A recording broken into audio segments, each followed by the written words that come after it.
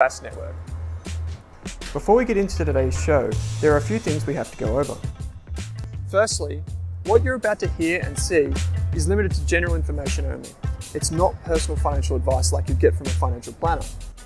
Also, it's important to remember that past performance is not indicative of future performance. That means that anything that's happened in the past, or we say today, is not necessarily going to reflect what happens in the future. Lastly, please consider that any of the guests or myself featuring on this program may have a financial interest in some of the products or shares mentioned. That's enough from me. I hope you enjoyed today's program. Luke, Laretive, how you going, mate? Owen, how are you, mate? Good to see you. Yeah. Good to see you too, mate. Recording from home. Got the sweet studio with the Seneca set up behind you. I like it. Mate, it's a luscious lifestyle down here in Torquay. Very, very lucky. Yeah, it is. So just for everyone's knowledge, Luke and I do share an office, but it's pretty rare that nowadays that we're both in on the same day. So I'm in, you're not. That's all good. Mate, I know you do a lot of the TV. I know you got heaps of clients. You're flying around the country all the time. But this is the first time on the podcast. So tell us a little bit about yourself, mate. Like, what do you do? What's the business? Like, let's just start there, and then we'll get into some really interesting companies. Yeah, sure. I'm Luke. I'm 36. I've got a partner, Claire. We've got no kids. I've got 4 surfboards. I live in Torquay and sort of commute between Melbourne and Torquay. Seneca, we started a bit over 5 years ago with my business partners, JB and Vic. And we came out of shore stockbroking or Shore and Partners, and kind of moved all our clients and got our own license and got into the sort of I suppose independent sort of financial advisor kind of business 5 years ago. We look after high net worth clients, family offices, charities, but for my client base and the people that I speak to, got a distinct sort of focus on business owners and whether that and sort of entrepreneurially minded professionals. So generally people who are a bit more interested in what's happening in the world, a bit more interested in what's happening in markets, want to have, active participation and an interest in what they're doing, but don't have time or expertise to do it on a day-to-day basis. So that's kind of our business. We do a bit over 300 million bucks at the moment. I pretty much just focused on the investment side. I don't do a lot of sort of strategic advice or, open an SMSF or open a family trust or, put money into super. I don't really do that kind of stuff. I mainly just focus heavily on investing. Is it mainly Aussie equities or is it everything?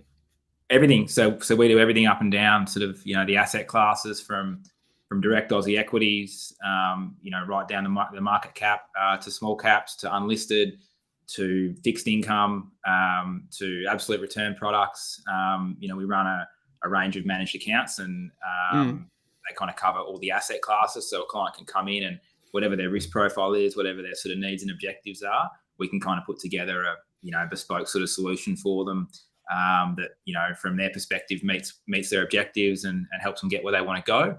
And from our perspective is sort of scalable, manageable, and we can give clients a really good, consistent service, whether that's $1 million or $100 million.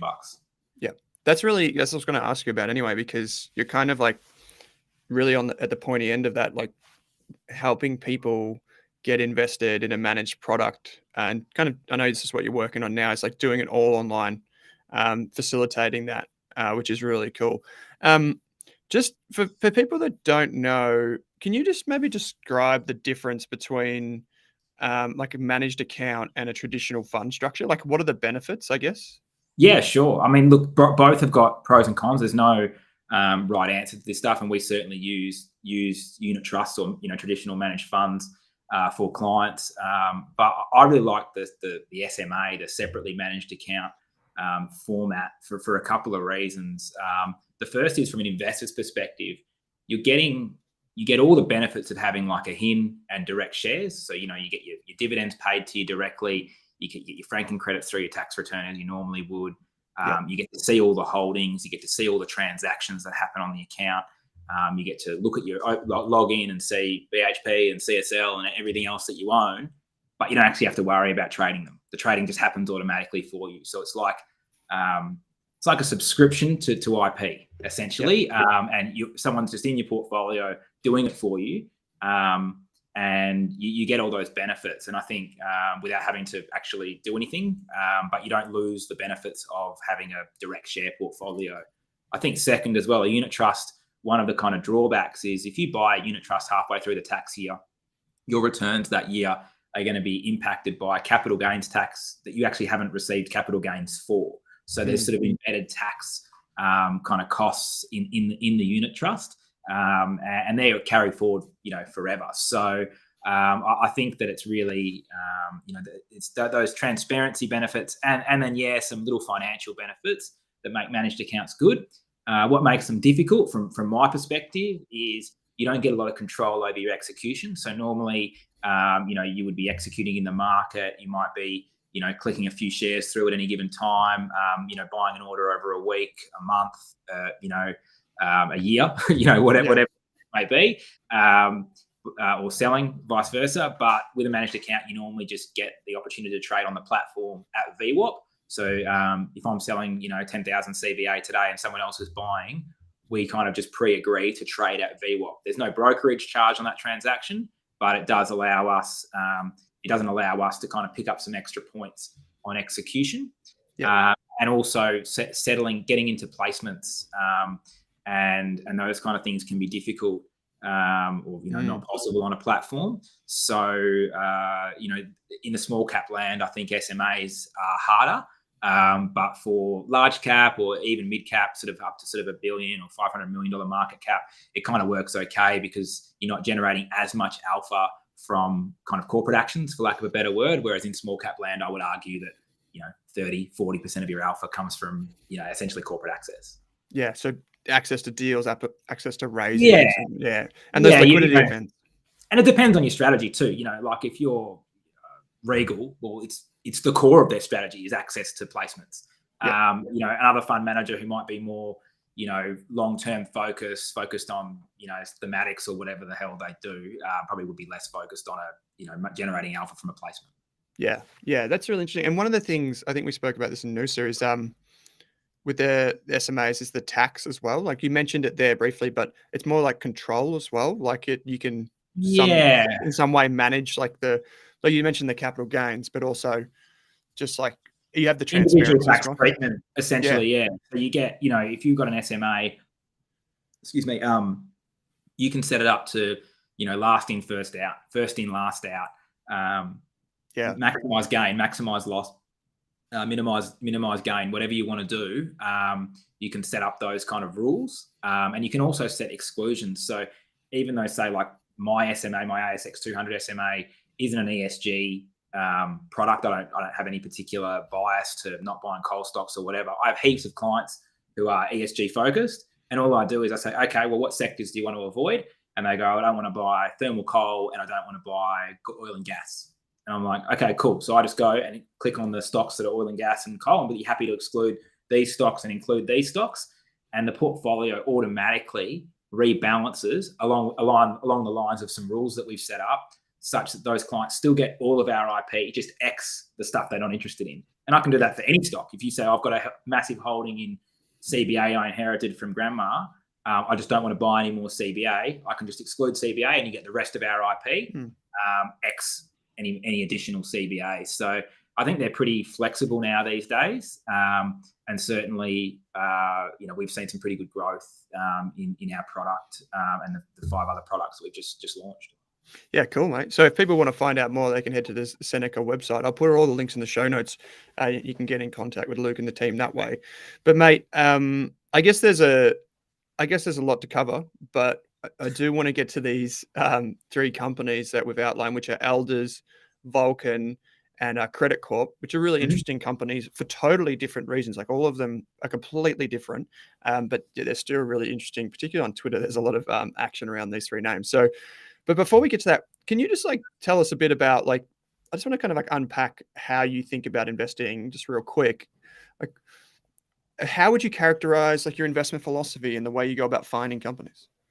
Yeah, I think investing is I like to keep it pretty simple. I'm not a super academic, smart person. I just, kind of apply, street sort of knowledge, I suppose, and and that's kind of been the basis of me getting into investing. But I think, you just start, you've got to understand what your objective is to start with. And I think of sort of two primary risk objectives is, you're going to maximize return for an agreed level of risk, or you're going to minimize risk for an agreed level of return. And that's pretty much it. Like, there's nothing else to it. So you once you've defined your objective, okay, I want a 7% return as safely as possible, or I want the best possible return for these kind of qualitative or quantitative risk metrics. That's kind of where you start. And then once you've identified that, you really just go about building a portfolio, maintaining a portfolio of assets that can help you sort of meet that criteria and match that criteria. So there's lots of different ways to make money in the market. There's lots of different strategies that work. I think there's a lot of strategies in the market that people buy that actually don't work or don't have much sort of academic, standing behind investing like that. But the way that we choose to invest and the way that works for me and our clients is we sort of focus on quality businesses. We focus on sort of a medium level of concentration and diversification as a general comment, and we tend to just avoid the things that what I would call are outside my zone of competence, or outside what I would argue most people's zone of competence. I'm sorry. So to pack that a little bit more specifically, like a portfolio of 20 to 40 companies in a single asset class, say in Aussie equities. When I talk about quality, I'm talking about sort of sustainable moats. I'm talking about management with a good track record and skin in the game. I'm talking about, modest gearing for what they're trying to do. I'm talking about a, sustained competitive advantage, high returns on sort of equity, return on invested capital type metrics as a general comment.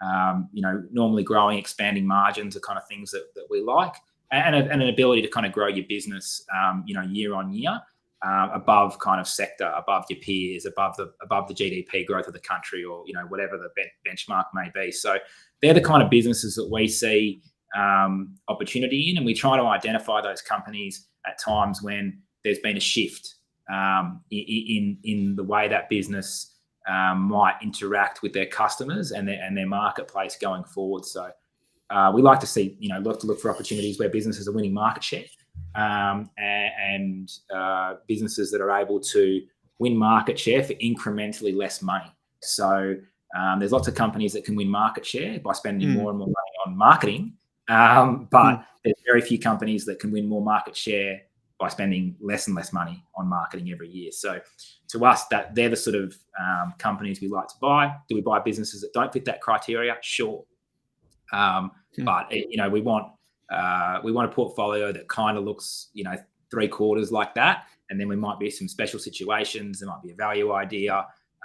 There might be a, breakup idea, something else. It's not a hard and fast. It must fit this criteria. And it's certainly not across the entire market. What I look for in a non-bank financial is not what I'm looking for in a, manufacturing industrial. You've kind of got to fit the model to the industry and the nature of the industry. Yeah, agreed. Particularly with the, the financials, the banks, whatever. That's really interesting. Mate, so you actually touched on something there, which was change. And I think we chatted briefly, but the three companies that I asked you, well, you gave me a list, and we identified these three as really interesting because these three are going through change, and pretty dramatic change. I don't know which order you want to take it, but I feel like one of the ones that we've never covered on the show is Vulcan. And this is just such a highly, talked about industry in 2022. It's basically been lithium and coal, and then there's everything else, right? Like, so, can you talk us through Vulcan, I guess renewable energy, sustainable energy sources, renewable energy sources, like everything, like what initially drove you to Vulcan, the industry at large? Like, just give us the 101, mate. There's so much to talk about. Yeah, there's lots to talk about. So a bit of background, I used to work for Vale, the world's largest iron ore miner, and big in the steel sector. I sold metallurgical and thermal coal for them. So I've had a bit of a background in sort of supply demand pricing for energy, and had a bit of a look at that, as a job. So I've always kind of been interested in the energy transition, and I suppose, sustainably powering stuff. It's not sustainable just to keep, pillaging the earth on a day-to-day basis. So kind of always been interested in lithium. I'm from Western Australia originally as well. So It's a Got the mining DNA. state. It's a mining state. It's a resources state. So it's a little bit of that as well. But I think we had a look at lithium kind of in the first lithium boom, which was a few years back.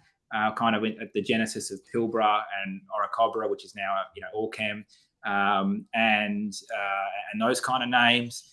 Probably thought it was a little bit early. Probably thought it was a bit expensive for where it was, and we kind of didn't make much money out of it, to be honest. And then this time around, I kind of met Francis Whedon from Vulcan. We shared an office in Perth together, just by coincidence.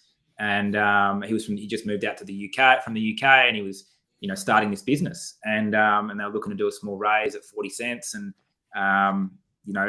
he just really impressed me as an individual. I really thought he passed the smell test, I suppose, from a human being perspective. He rode his bike to work every day. He bought his lunch in. All the kind of things all the little soft, intangible things that kind of really get me excited about a business owner. Mm-hmm. And then, we sort of, he taught me a lot about particularly DLE, direct lithium extraction, and introduced me to some really, knowledgeable experts in the field, both in Western Australia and around the world. And I've kind of just skilled myself up as best I can, really, over the journey, and tried to learn about it. But yeah, that's kind of how we came across Vulcan initially, as we sat in the same office as them. And it's that simple. But yeah, we made a pretty significant investment then, and we've continued to make investments in that business. My view is this could be one of the great Australian resources success stories. And I see Francis, could end up being, one of the wealthiest people in Australia.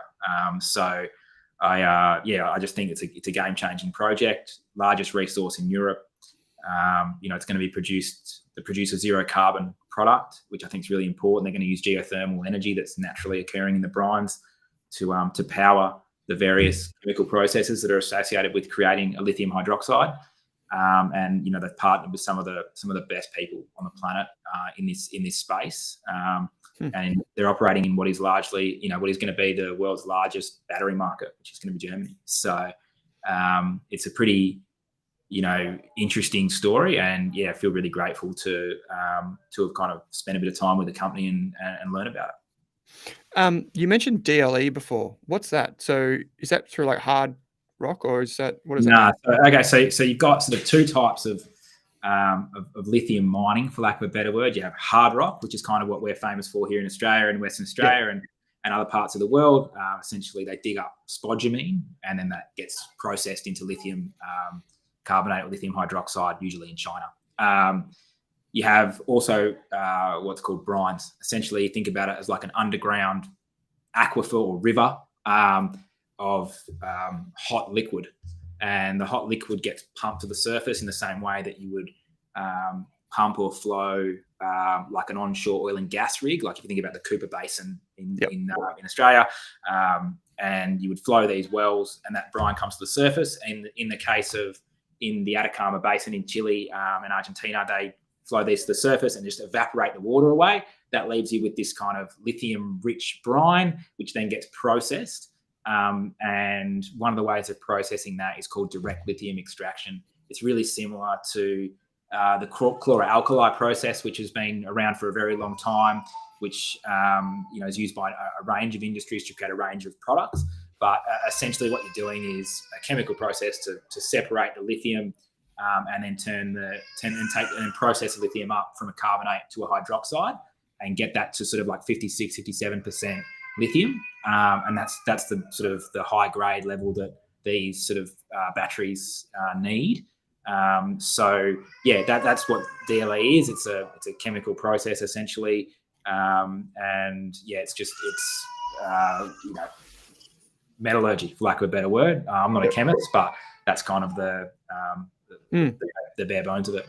So I've seen like a lot of the fields in Chile and all that, where it looks like almost like if you've seen these, look like bright blue or white big dams, and then they eventually like disappear and they just become white and like crystallize, almost like a crystallized powder. It's hard to explain.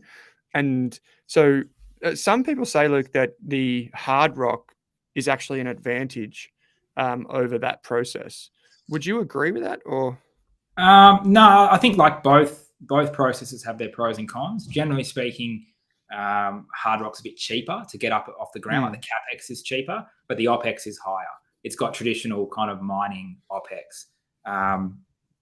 The easiest thing to do is just to think about this as comparing it to like an iron ore mine or any sort of hard rock bulk commodity mining, coal mining, and onshore oil and gas. That's pretty much your thing. Is that onshore oil and gas have lower capex, the drilling's more expensive, but building the project's cheaper. In hard rock, the drilling's more expensive, and the initial works up front's a little bit more expensive. The construction's cheaper, and then the operating expenses are a bit more expensive. So it really just comes down to the sort of MPV, I suppose, of these projects, and there's a lot of assumptions you've got to make at kind of an early stage to be able to really get an idea of what it might be, and it's probably not the best estimate at any given time. But I wouldn't say that there's a benefit to being a hard rock over a brine. I think hard rocks are very environmentally intensive. You're going to use a lot of diesel, for example, to power the trucks to dig it up. You're digging up a large land area. It's quite an eyesore. It's quite a big, thing in terms of environmental damage on the surface. Obviously, a brine well is just a tube, and then they have a sort of car park sized operation around it, so it's really low footprint. So it's a bit of a different sort of setup from an environmental perspective. And obviously, if you can use the heat energy that comes up with the brine, rather than say what happens in South America where you use the water and then the water goes away, you just waste all that water. It's quite water intensive. You're going to have a product that's a lot more environmentally friendly, and in my opinion, it's going to be a lot more appealing to your car manufacturers and your battery manufacturers up the chain. That's fascinating. So I really appreciate you taking us through that, mate. With say back to Vulcan then. So they've got a project, I think you said, like right next to, like, is it in Germany or is it? Yeah, it's in Germany, in the Upper Rhine Valley, where you get the nice wines from. Yeah, beauty. So there's a few good things that come from there. You like obviously that the proximity to clients is really important. I guess the cost nature. You said it's the biggest in Europe.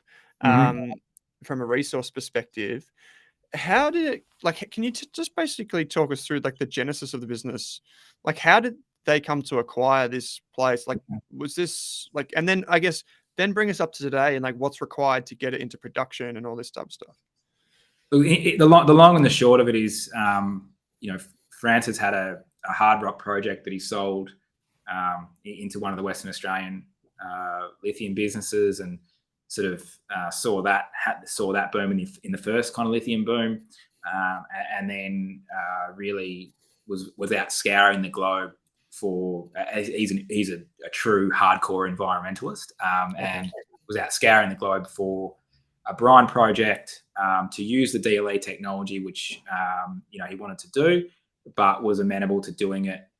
He saw really two locations to look for projects. It's the Salton Sea in California, which is where Berkshire Hathaway have their DLE project, and also the Upper Rhine Valley in Germany. So he then partnered with one of the experts on geothermal.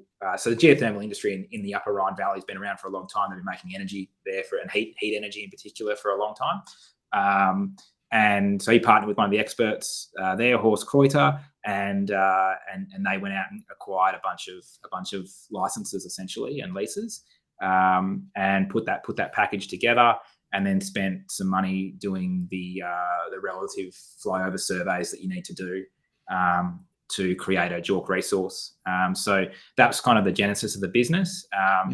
Francis was looking for a brine that he could DLE potentially with no carbon output.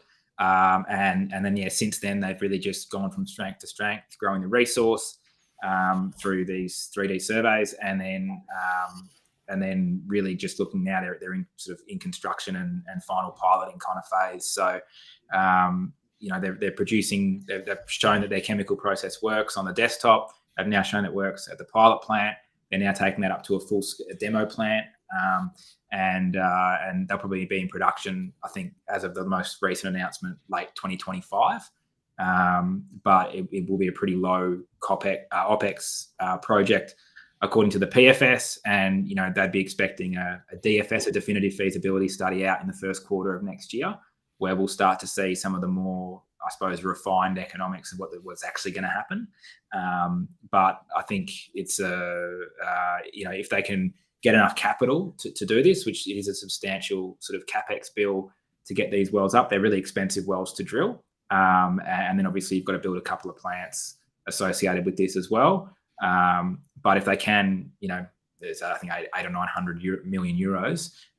If they can get it up, which I think there is plenty of access to capital for these kind of businesses, both sort of from a grant perspective, but also, debt markets and green bonds in Europe and those kind of things, then yeah, it's going to be pretty exciting, and the NPVs are pretty scary actually. Unrisked at the moment. I think I think you can get an NPV of $38 a share on this thing. If you want to run through the long-term price assumptions that are out there in the market, but there's a lot of water under the bridge still to go. But certainly the team's been superb at execution. They're getting some delays, they're getting some normal project things at the moment, supply chains and all that kind of stuff. But I think it's a pretty exciting project, and really just reducing the uncertainty by the day, which is kind of another core thesis of how we invest. Try and find businesses where we think there's uncertainties in the market. The market's thinking about X, Y, and Z, and we think there's a reasonable chance that over time, and being patient, they can solve those problems, for lack of a better word. And that's, I think, a way to create a lot of shareholder value. A lot of people look at like Pilbara, and they just see that inflection point where it went from nothing to hundreds of millions of dollars of profit and free cash flow, and they're like, where's the next one of these? Why does Vulcan in particular stand out when you got these other names, like, I don't know how well you know them, but like Lake Resources, Corp Lithium, Sayona, like all these other plays? Yeah, so I think when you're looking at the lithium market, I've sort of talked about this before on other shows, but I sort of think about it as sort of two distinct markets. You've got the producers, so your Pilbaras, your Allchems, your MinRes, Albemarle, types in overseas, and then you have the developers, and inside the developers, that's almost now become two sub markets. And you've got the near term producers, and they're going to produce like next year or late next year, and then you've got those that are probably more 2024, 2025, 2 and 3 years out. So the producers that are currently, they're really moving with the lithium price, and the futures price for lithium, and as well as some idiosyncratic things that are going on in those businesses. And certainly, like we own Pilbara in our model portfolio. We think there's a structurally undersupplied market here for as long as that's worth forecasting. And we think there's a scenario where lithium prices are even higher than expected as more supply comes on, because we think there's actually more excess demand that will appear as supply becomes more available. So that's kind of off to the side, almost a different thesis, because it's less sort of company specific or idiosyncratic than the developers corner. Then you've got the near term developers like a Liontown, Corp. These guys are going to be in production pretty soon, and those businesses are trading at a very big premium to those businesses that are 2 and 3 years away from production still. So I'm not necessarily convinced that the value in all of those is not all of those will make it to be a Pilbara or an Allchem or a MinRes. There'll only be 1 or 2 maybe. So of that group, I've never bought any of those shares except Liontown. I think Liontown's the only viable one. And at that market cap, I think it's the only one where you've got any material upside and a chance to be a Pilbara or get taken out by one of those other large businesses. I think the strategic opportunity, both from if you were a car manufacturer, a battery manufacturer, a larger miner, someone looking to diversify supply outside of where they are already, is in this cohort that's still under $1.5 billion market cap. And in that cohort, there's a lot of shit. I don't know if you're gonna have to mute that. No, you're fine. Yeah, there's a lot of shit, right? And when I say shit, what I mean is project quality. So you don't buy mining companies for people. You don't buy them for prices. You don't buy them for any other reason. You buy projects. You're buying an asset. It's like buying a house. If the house has got crappy foundations and the roof's falling in, you don't want to live in it. And it's the same with mining companies. And a lot of these projects are trash. They're low grade. They're overpriced for where they are in the project development cycles. Too much risk for the return that's on offer. And sure, there were dubious people involved in it who've got a spotty track record in terms of what they've been able to deliver, or being genuine operators. And so in that group, obviously, we think Vulcan's the cherry out of the group, but also I think Piedmont PLL has also got a really good strategy and project, and moving forward, and are priced reasonably relative to what the resource they've got, the opportunity they've got, and the strategic value of that particular business. So I think outside of those two, like Lake, say for example, I've kind of shitted on them a little bit publicly, but I don't mean to. It's nothing personal, but the technology they're using with Lilac's not a proven style of DLE. It's not a commercially used thing that's been around for a long time. So they might be able to get it to work, and it could be well and truly worth the $2 billion market cap that it's trading at. But from my perspective, I can buy something that's bigger, better, run by people that I know better, and uses technology that's proven, and just putting together 10-year-old plus technologies, 2 or 3 parts in a prime operating environment in Vulcan for half the market cap. So to me, it's just a horses for courses kind of thing. So I think understanding how to price these things, how to compare them. Like I said, there's no point comparing Vulcan to Pilbara, and there's no point comparing, Vulcan to a $20 million explorer, somewhere off in Albania. Like, it's just not. You've got to kind of go, okay, well, there's the really early stage stuff, and sort of next step. Well, what EV to resource do I want to pay for something that's in this particular bracket?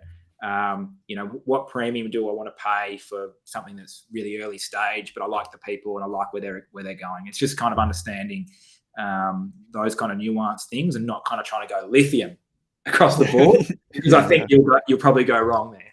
Yeah, right. I got 2 more questions on this, and then we'll spend a little bit of time on the other 2, I'm sure. Did I give you 2 other companies or not? I can't remember. Yeah.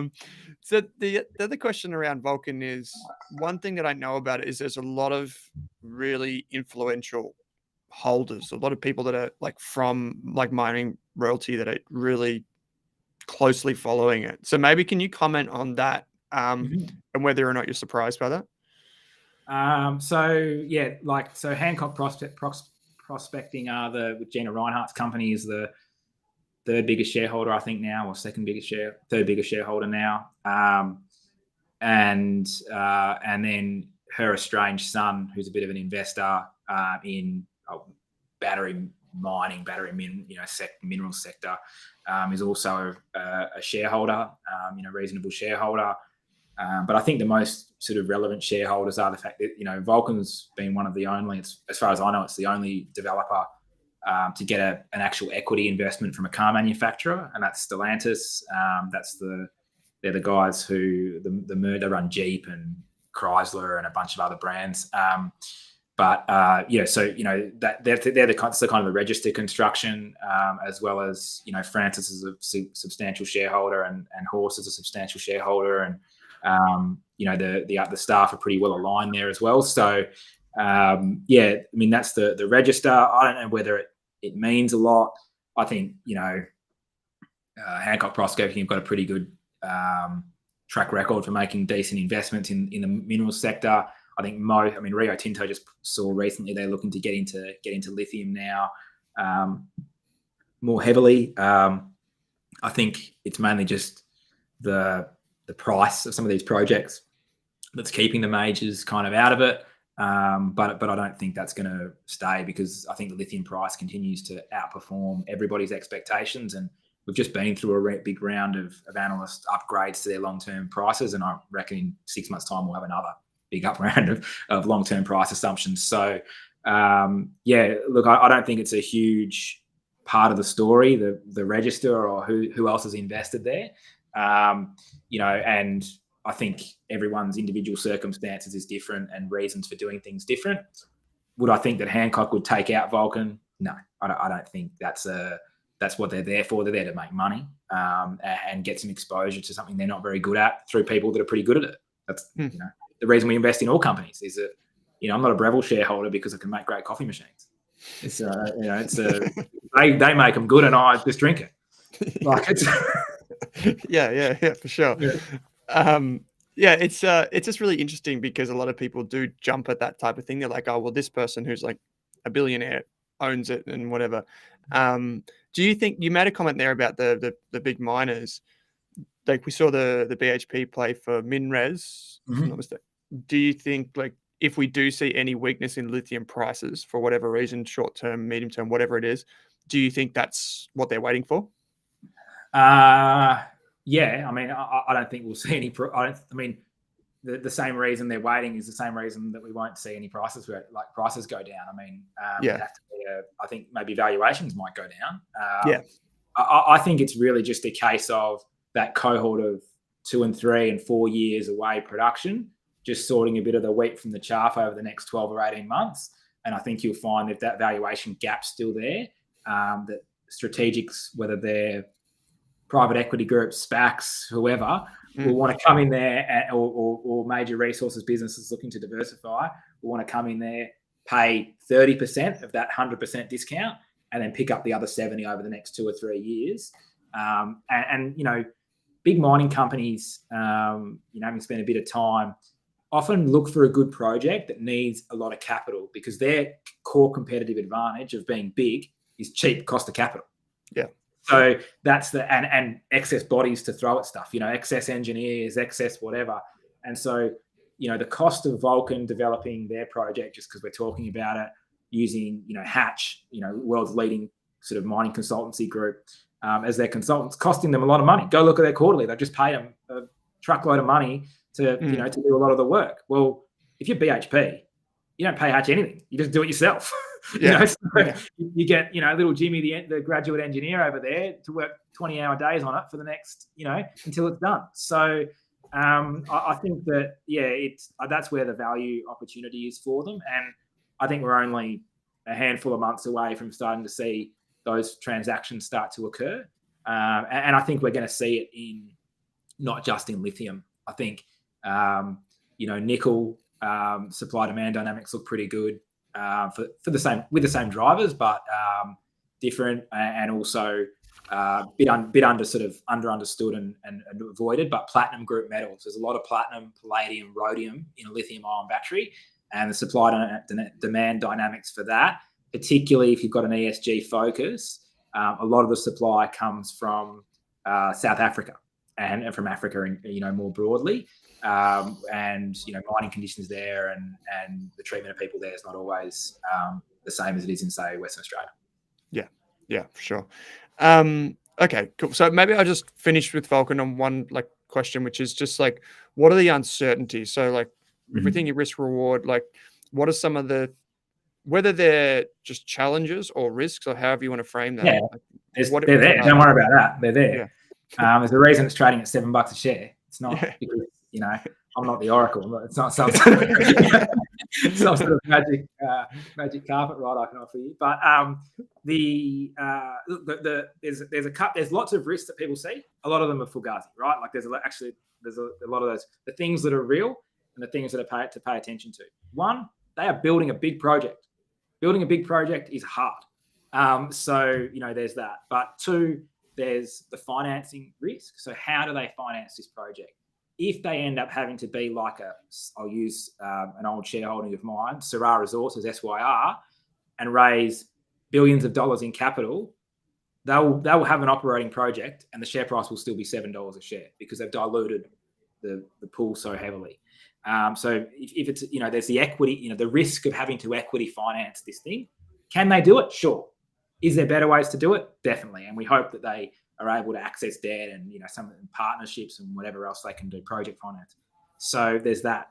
Then there's the operational risk, which is you are drilling essentially onshore, very deep oil and gas rigs, drill holes, for lack of a better word. And they flow at the flow rates that they come up at are hugely determinant of your NPV and the value of your business. So if you cannot achieve the forecast flow rates on those wells, then you're going to have a project that's not as valuable as you thought it was in your feasibility studies.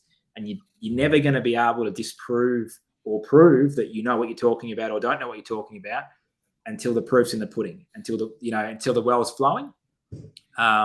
So you have to be comfortable with that sort of risk profile, I suppose. And onshore oil and gas drilling isn't technically difficult in terms of executing the well. Like offshore oil and gas in the water is technically difficult. If you're going to drill onshore kind of USA style coal seam gas type horizontal wells, they're technically difficult. Vertical wells, into a underwater pool, for lack of a better word, underwater river, isn't technically hard. But when you're flowing that and the pressure and managing that pressure through time is really critical and important. So you need to have expertise, and you want to be operating in an area where there's a lot of history of drilling. And that's what makes the Upper Rhine so special. They've got a long 20 years worth of drill logs here where people have been drilling these same wells to generate heat energy. They just haven't used the lithium. Right. And so I feel like there's enough data there, there's enough science there to support, having an investment at the moment.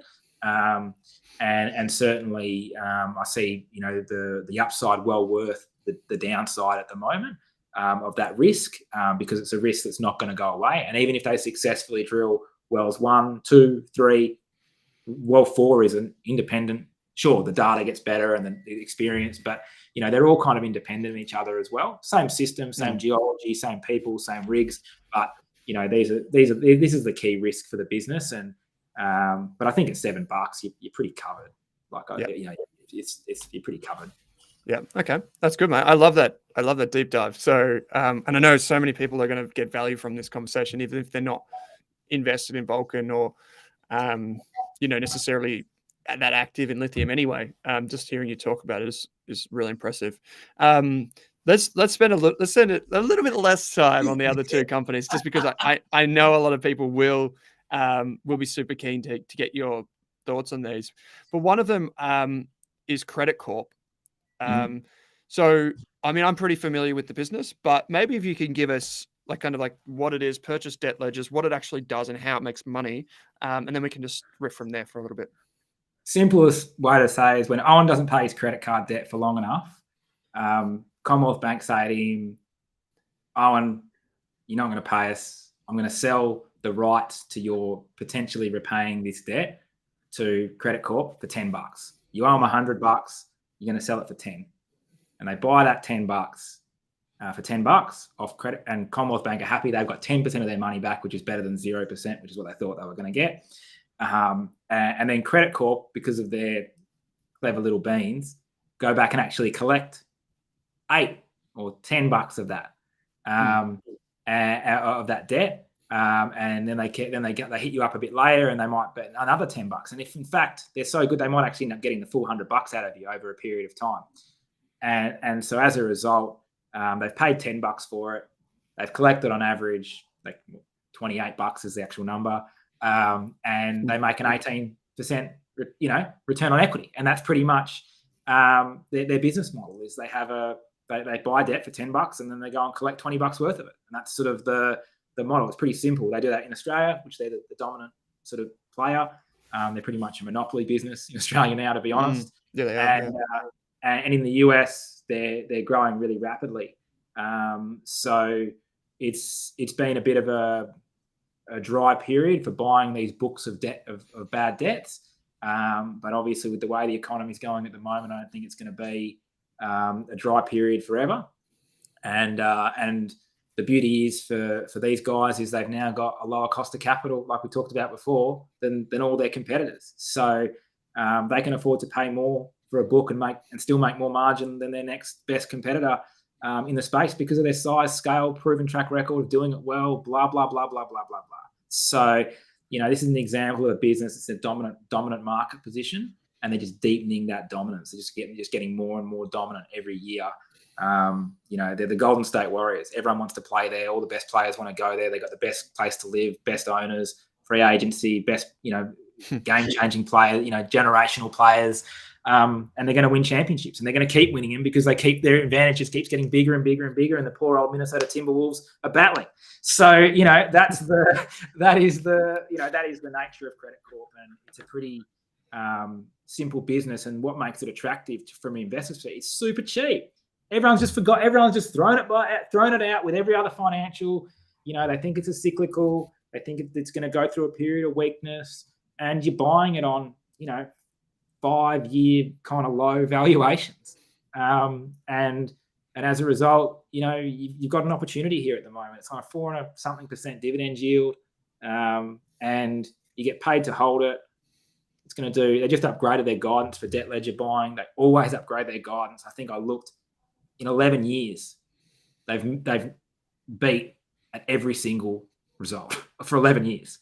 Yeah, right. So they're going to beat at this result. They'll beat at the next result, and they'll probably beat the one after that as well. So I just don't really see this business. They gave really conservative guidance. That's what sort of sent the share price, south, along with the market and a few other things.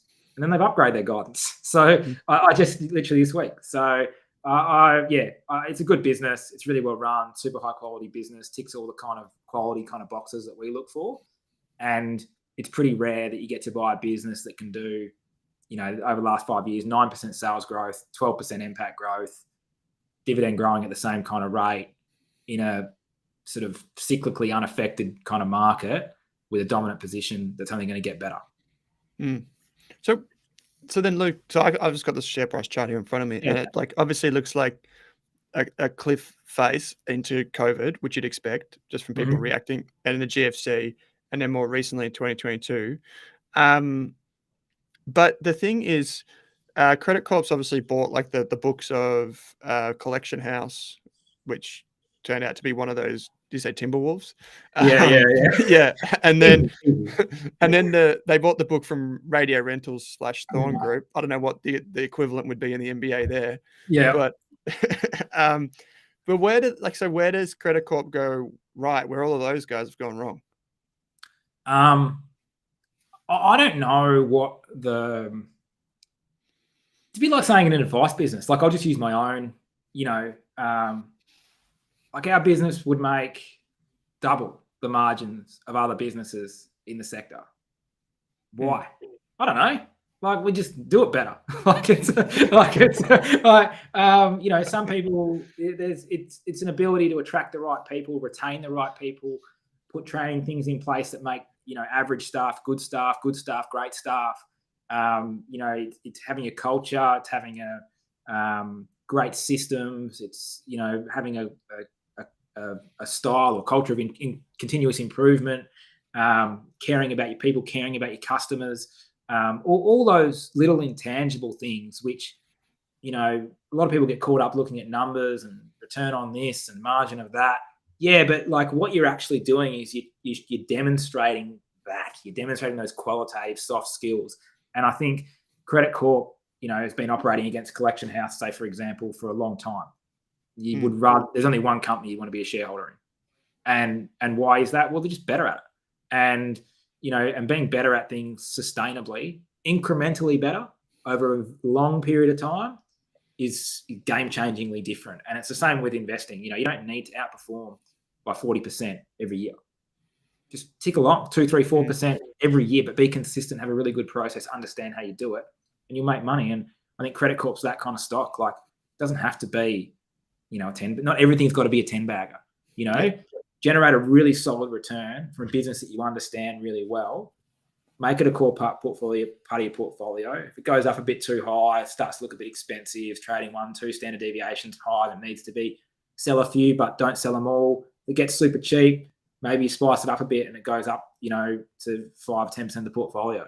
And that's really, I suppose, the opportunity now is you're getting an opportunity to get set at a great price. And I'd be really surprised if Credit Corp didn't do double-digit returns for the next 10 years from here if you buy stock. I'd be really, really surprised. Yeah, right. Okay. It's an 18% ROE business. Yeah. I mean, you go and look at any industrial company. I've done it with Breville recently. I've done lots of things. I've written in my weekly rant that I write to people. And, you can pretty much, if you look at a 5 or 10 year CAGR of a stock, and you look at the 5 or 10 year ROE, if they're not within 1% of each other, I'll be a monkey's uncle. It's so simple. Just find businesses that can sustainably generate higher or stable return on equity, and they'll do those kind of returns for you every year. I bet you if you looked at Credit Corp, it's about 18% per annum it's generated for shareholders.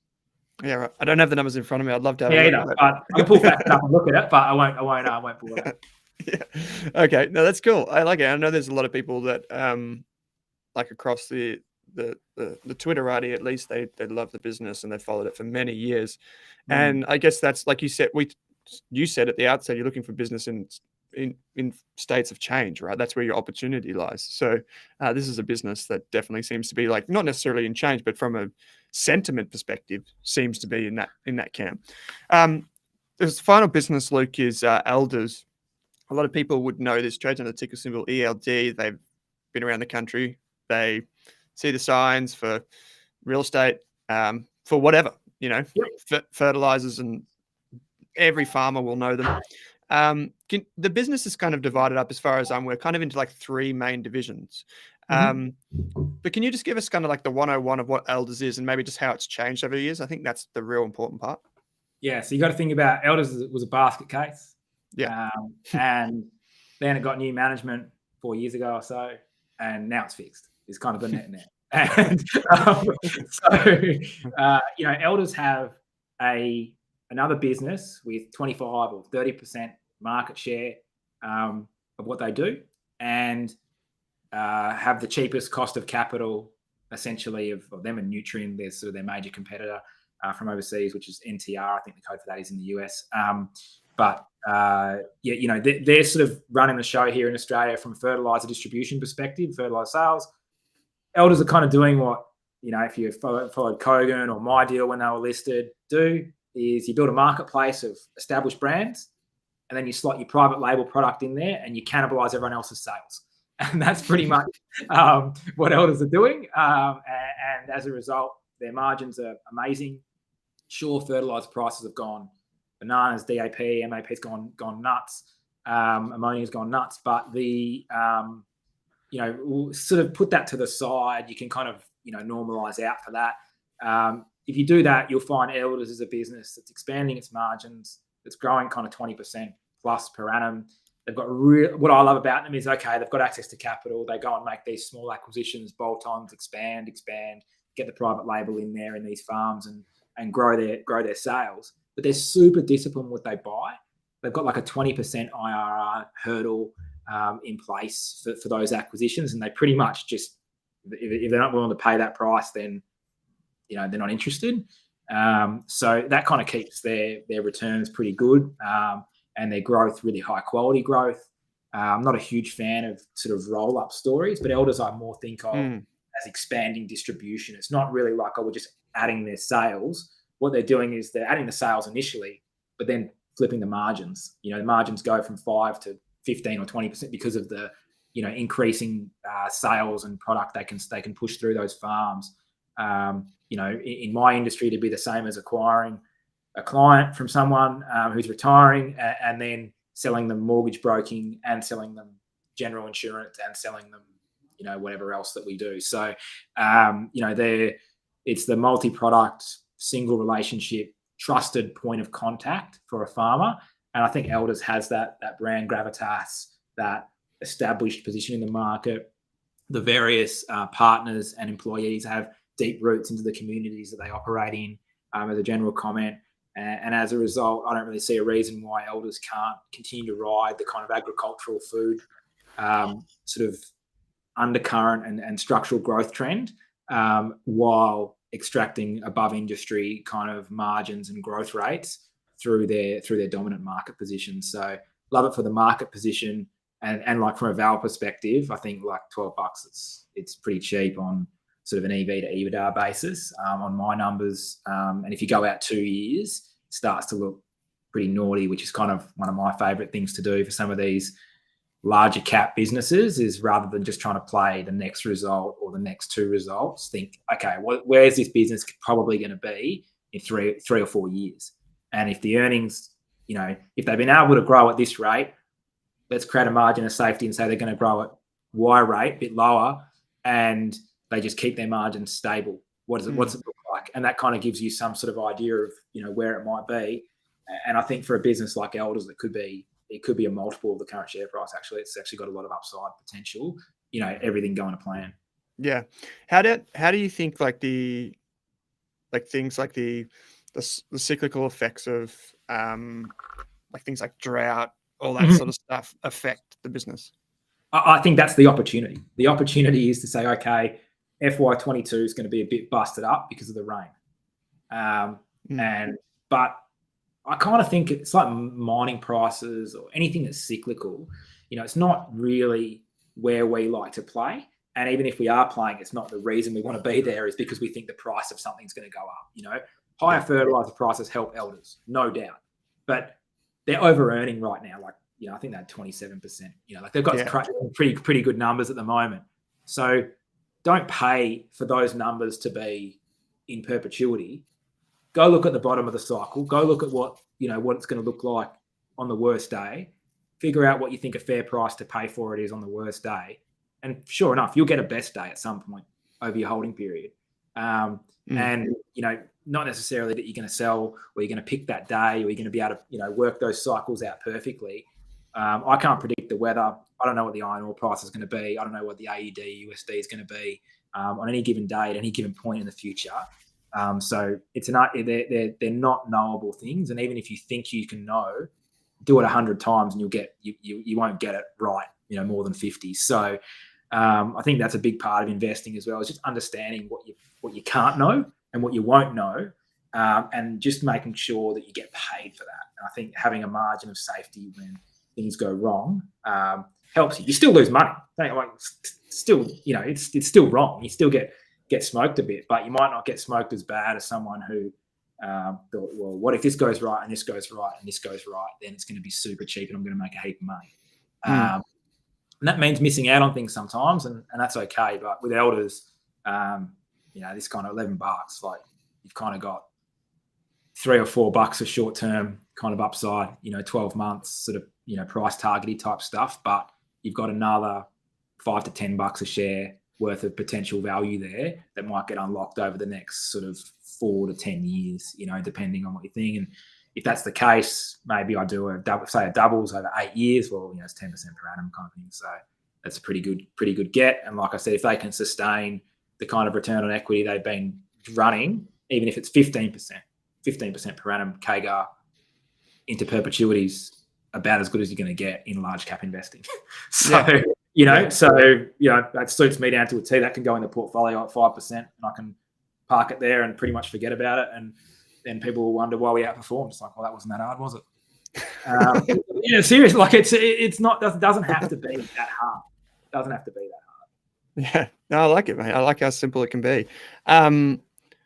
So one thing that I'm going to take away from this conversation is like, you basically say that, yes, you're looking in these industries where things are fluctuating, like Credit Corp with like purchase debt ledgers, interest rates, the economy, Elders with agriculture, management. Yeah. And then even with Vulcan, like it's not lithium prices per se, it's like the structural trend in the industry and the quality of the business. And then the thing that you've said probably like 10 or 20 times is low cost. Like you said like low cost, but you also said cost of capital, how important those things are. And those are ultimately what influence return on equity, return on capital, these types of things. But so like when you do an NPV, like what is the most important thing in an NPV? Discount rate. Yeah. So what's your discount rate? It's your cost of capital. Everyone, all these talking heads and, morons like me on the telly and whatever, talking about all these share prices and all these stories, telling me a nice fancy story about a thing. And it's like, well, what matters most? Why is, it's cost of capital. how much debt can you get? What's the price of it? How much equity can you get? What's the price of it? Like, that's what drives your value. So you don't understand that, and you don't understand anything. It's just that, it is. It's just boggles my mind sometimes. I love it, mate. I love how simple it could be. I hope we get to do this again, mate, because it's heaps of fun. If people want to find out more about Seneca Financial Solutions, where do they go, mate? They can just email me, just lukeL@senecafs.com.au, is probably the easiest. Or LinkedIn, like connect with me on LinkedIn. I post most stuff that I do on LinkedIn. You can subscribe to my weekly rant of markets and stocks and NBA basketball, which is just senecafs.com.au/subscribe. Just hit me up. I like chatting to people, like chatting to young people about their portfolios and trying to help where I can. Happy to engage with people. Like I actually enjoy what I do most of the time, and enjoy chatting about markets and stocks with people. I think, as you can tell, I'm pretty pumped about it all. Yeah. Do you for your portfolios and that, is there like, what's the, I don't know how to ask this, like, well, what's the, I guess, are there minimums? Because like for a lot of funds, there are minimums, right? Yeah. So like for us, I mean, is there a minimum the way SMAs work? Well, no, there's technically not. You can buy 20 grand pretty much. And because there's, say, 40 stocks in there at the most in my direct shares SMA, that would be 20, 25 grand to make the say a 1% holding kind of mathematically work. So no, they're only available through Praemium, through the platform. Yep. And through you can't go to Praemium direct and buy them. You have to buy them through an advisor. Okay. So you can always just come to me. We can give you some basic advice and get you started if that's what you want to do. But it's 20, 25 grand for the direct stock stuff, and then for the fund of fund stuff that we do. Obviously, I'm not an expert in corporate bonds in Asia. If we use we use fund managers there. We run a portfolio of fund managers across a certain asset class. Probably I'd say like 80 grand there, 100 grand. So you can kind of put 15 or 20 into kind of the 4 or 5 managers that might be in there. For the direct share stuff, just 25 grand. Yeah, I think that's good. That's good to know. Good context for people that are new to SMAs in particular. I think that's worthwhile adding. But there'll be heaps more information on the Seneca website. There'll be links in the show notes, and you can hit Luke up directly via email. That's always a bit of fun, mate, when the email goes public. I realized there was one of my email addresses from my old place on the internet, and now I know where all the emails are coming from. It's always good, but you just get overwhelmed. But mate, hey, I'll let you get back to enjoying. Hopefully, it's a bit sunnier down there in Torquay. Let you back to enjoying life, and thanks for taking some time to join me on the show. My pleasure, Owen. Lovely to see you, mate, and appreciate it.